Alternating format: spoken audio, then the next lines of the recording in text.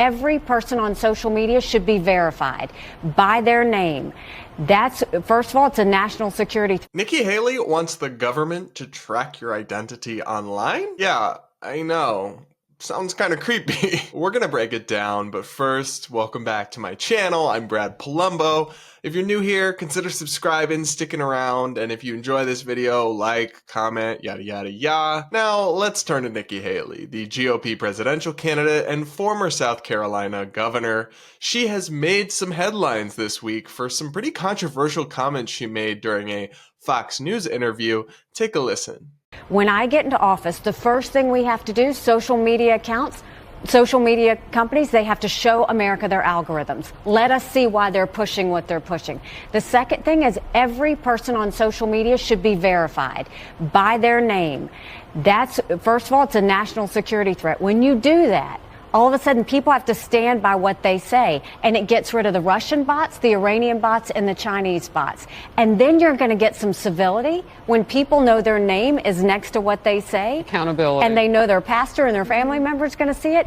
It's going to help our kids, and it's going to help our country. That's right. Nikki said that she wants the government to collect everyone's names and require an end to anonymity online. And this wasn't an example where maybe she misspoke or that wasn't quite what she meant, because she said pretty much the same thing on another podcast interview. This is a dangerously misguided proposal, and probably an unconstitutional one at that. Whether Nikki Haley likes it or not, and look, I can certainly admit that anonymity probably fuels toxicity online, it's still true that the Supreme Court has repeatedly ruled that the First Amendment protects the right to speak anonymously. In a landmark 1995 case, McIntyre v. Ohio elections, the High Court ruled that, quote, anonymity is a shield from the tyranny of the majority. It thus exemplifies the purpose behind the Bill of Rights and of the First Amendment in particular, to protect unpopular individuals from retaliation at the hand of an intolerant society. So the federal government can't step in and end anonymous social media trolling, even if they wanted to, because that would violate the First Amendment and the Constitution. You don't have to take my word for it, right? Like, I'm just some guy, some influencer. I'm not a lawyer. It's actually what the folks at the Nonpartisan Foundation for Individual Rights and Expression, aka FIRE, it's exactly what they're saying, that this is unconstitutional. Democracy relies on free speech to function, and the ability to speak anonymously gives all of us the breathing room to weigh in on sensitive topics, FIRE said in a statement. Prohibiting anonymous online speech poses a greater threat to participation in our democracy, and thus national security, than Nikki Haley and other politicians who would join her call may realize. So the First Amendment is going to be a stubborn obstacle for you on this one, babe.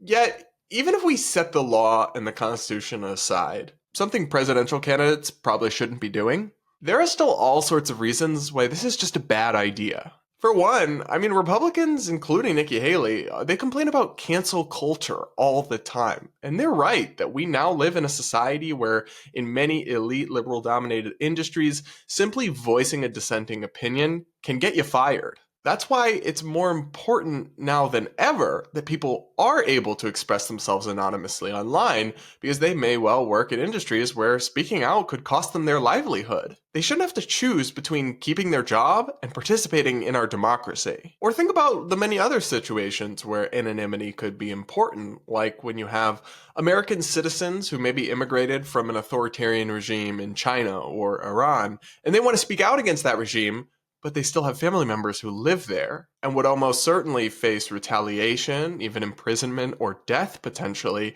if they did speak out. Should a Chinese American or an Iranian refugee really have to choose between criticizing the regime they fled and their family's safety just because Nikki Haley is sick of being trolled by anonymous Twitter accounts? I mean, to be fair though, Nikki Haley is probably right that anonymity fuels social media toxicity, because people are much, much more willing to write nasty and horrible things as some keyboard warrior behind an anonymous profile than they would be if they had to attach their name to it. But it's not like that's the only reason social media is toxic. I mean, Facebook doesn't really allow for anonymous profiles, yet the Facebook comments section on many posts is an absolute dumpster fire. And look, I personally have had people say some of the most vile and defamatory things about me imaginable on the internet, all behind some anonymous profile picture. But if that's the price of allowing free and open speech in our society, it's one we've got to be willing to pay. Now, after facing so much criticism for her proposal, Nikki Haley kinda tried to clarify it or walk it back in an interview with CNBC. Take a look at that. We need our social media companies to verify everybody so that we can get all of those. So you're not really saying that people can't tweet anonymous. I mean, but that's bad enough, because you see what it's doing to our kids and bullying and everything else. Do I think life would be more civil if we were able to do that? Yes. It's the same reason why I think doxing, you should stand by what you say. But no, if you can have anonymous, I don't mind anonymous American people having free speech. Okay. What I don't like is anonymous Russians and Chinese and Iranians having free speech. How would the conversation? So her new position seems to be that she wishes nobody was anonymous, but as president, she would allow Americans to be anonymous. Oh, thank you, President Haley.